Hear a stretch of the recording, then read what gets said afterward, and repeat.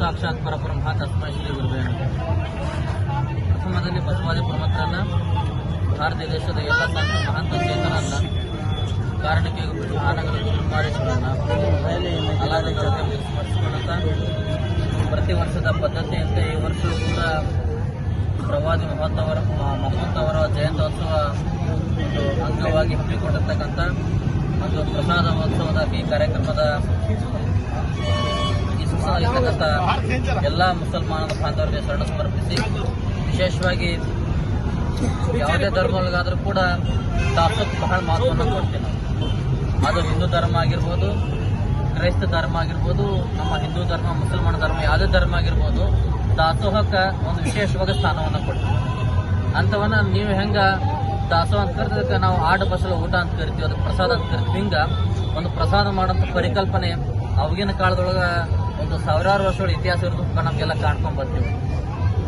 ಯಾಕೆ ನಾವೆಲ್ಲರೂ ಇಂಥ ಕಾರ್ಯಕ್ರಮ ಮಾಡ್ತೀವಿ ಅಂತಂದ್ರ ಅವಾಗಿನ ಕಾಲದೊಳಗೆ ಈ ಛತ್ರಗಳಲ್ಲಿ ಭಾಳ ಇರ್ತದೆ. ಯಾವಾಗ ಇವೆಲ್ಲ ನಾವು ಕಲ್ಯಾಣ ಮಂಟಪ ಇದ್ವಲ್ಲ ಅದಕ್ಕೆಲ್ಲ ಛತ್ರ ಅಂತ ಕರ್ಕೊಂಡ್ ಬರ್ತಿದ್ವಿ. ಇವಾಗೆಲ್ಲ ಅದು ಕಲ್ಯಾಣ ಮಂಟಪ ಅಂತ ಒಂದು ವಿನೂತನ ಹೆಸರು ಕರ್ಕೊಂಡ್ ಬಂದಿವಿ.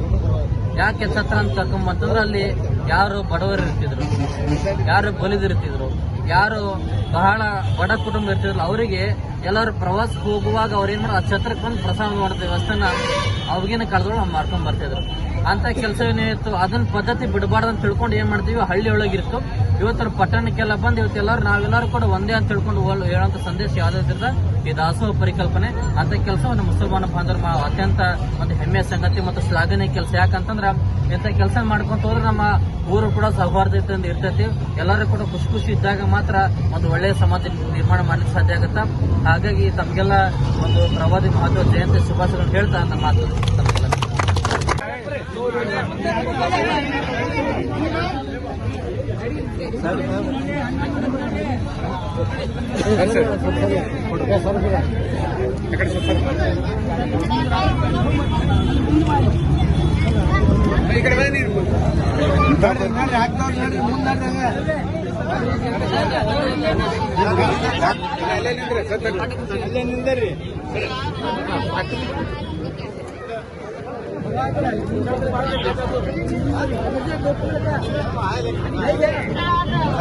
ಮೊಹಮ್ಮದ್ ಸಲ್ಲಲ್ಲಾಹು ಅಲೈಹಿ ವಸಲ್ಲಂ ರವರ ಜನ್ಮೋತ್ಸವ. ಈ ಒಂದು ನಿಮಿತ್ತವಾಗಿ ಈ ಕಾರ್ಯಕ್ರಮದಲ್ಲಿ ಭಾಗಿಯಾಗಿರ್ತಕ್ಕಂಥ ಪೂಜ್ಯ ಸ್ವಾಮೀಜಿಯವರೇ ಮತ್ತು ಹುನಗುಂದ ಪೊಲೀಸ್ ಠಾಣೆಯ PSI ಸಾಹೇಬ್ರೆ, ಮೌಲಾನಾ ಶಫೀಕ್ ರವರೇ ಹಾಗೂ ಇಲ್ಲಿ ನಡೆದಂಥ ಎಲ್ಲ ನನ್ನ ಮಿತ್ರರೇ, ಬಂಧುಗಳೇ, ಇವತ್ತು ಪ್ರತಿ ವರ್ಷ ನಾವು ಪ್ರವಾದಿ ಮೊಹಮ್ಮದರ ಜನ್ಮದಿನದ ನಿಮಿತ್ತವಾಗಿ ಸಾಮೂಹಿಕ ಅನ್ನಪ್ರಸಾದದ ಕಾರ್ಯಕ್ರಮವನ್ನು ಸುಮಾರು 10 ವರ್ಷಗಳಿಂದ ಇಲ್ಲಿ ಮಾಡ್ತಾ ಬಂದಿದ್ದೇವೆ. ಇವತ್ತು ಸ್ವಾಮೀಜಿಯವರು ಹೇಳಿದ ಹಾಗೆ ಈ ದೇಶಕ್ಕೆ ಭಾತೃತ್ವದ ಅವಶ್ಯಕತೆ ಇದೆ, ಎಲ್ಲರೂ ಕೂಡಿಕೊಂಡು ಬಾಳುವಂತ ಅವಶ್ಯಕತೆ ಇದೆ, ಒಬ್ಬರು ಪ್ರೀತಿಸುವಂತ ಅವಶ್ಯಕತೆ ಇದೆ.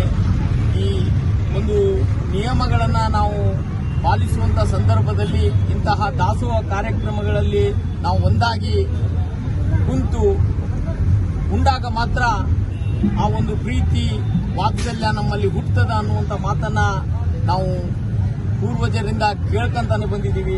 ಆ ಒಂದು ನಿಮಿತ್ತಕ್ಕಾಗಿ ದಾಸೋಹದ ಒಂದು ಪರಿಕಲ್ಪನೆಯನ್ನ ಇಟ್ಕೊಂಡು ಪ್ರತಿ ವರ್ಷ ಈ ದಾಸೋಹ ಕಾರ್ಯಕ್ರಮವನ್ನು ನಾವು ನಡೆಸ್ತಾ ಬಂದಿದ್ದೇವೆ.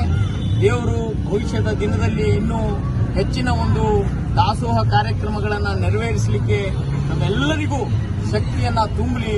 ಆ ಪ್ರವಾದಿ ವೈರ್ಯರ ಒಂದು ಕರುಣೆ ನಮ್ಮೆಲ್ಲರ ಮೇಲೆ ಇರಲಿ ಅಂತ ಹೇಳಿ ಆಶಿಸಿ ನನ್ನ ಮಾತುಗಳನ್ನು ಮುಗಿಸ್ತೇನೆ. ಧನ್ಯವಾದಗಳು. ನಾವು ಸಾರ ಹಾಕಿ ಸಾರ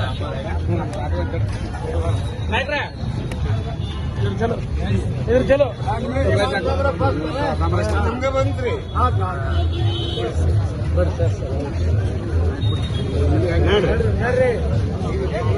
ನೋಡಿ ಒಂದು ನಿಮಿಷ